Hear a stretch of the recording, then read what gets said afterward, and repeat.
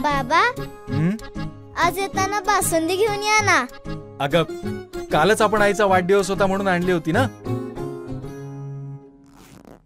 ऐकलं, गोकुळची बासुंदी पुन्हा खावीशी वाटतेय.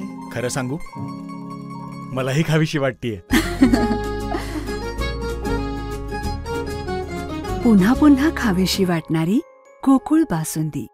महाराष्ट्राच्या विधानसभेच्या निवडणुकीमध्ये महायुतीला मिळालेल्या प्रचंड यशामध्ये 10-0 असा ऐतिहासिक निर्णय सुद्धा कोल्हापूरच्या जनतेने घेतला आणि या मंत्रिपदाच्या सगळ्या नवीन निवडीमध्ये सुद्धा आदरणीय मुश्रीफ साहेब आणि मुश्रीफ साहेबांच्या बरोबर माझ्यासारख्या तरुण कार्यकर्त्याला सुद्धा संधी मिळाली.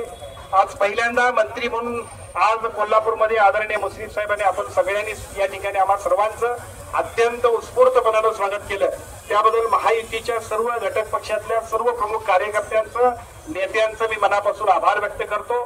भारतीय जनता पक्ष, शिवसेना, राष्ट्रवादी पक्ष, जनसुराज्य, आरपीआयच्या सर्व प्रमुख कार्यकर्त्यांचं, नेत्यांचं मनापासून आभार व्यक्त करतो.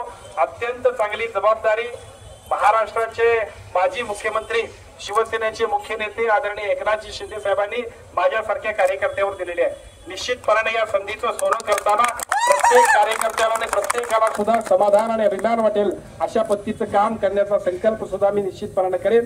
आजच्या या उत्स्फूर्त स्वागताबद्दल तमाम सगळ्या कोल्हापूरवासियांचे मी मनापासून आभार व्यक्त करतो. आणि जेवढं उत्स्फूर्त आपण सगळ्यांनी स्वागत केलंय तेवढंच ताकदीचं आणि शक्तीचं काम सुद्धा या मतदारसंघात नव्हे तर आता महाराष्ट्रात करण्यासाठी आपण सगळ्यांनी आशीर्वाद द्यावा अशी विनंती करतो.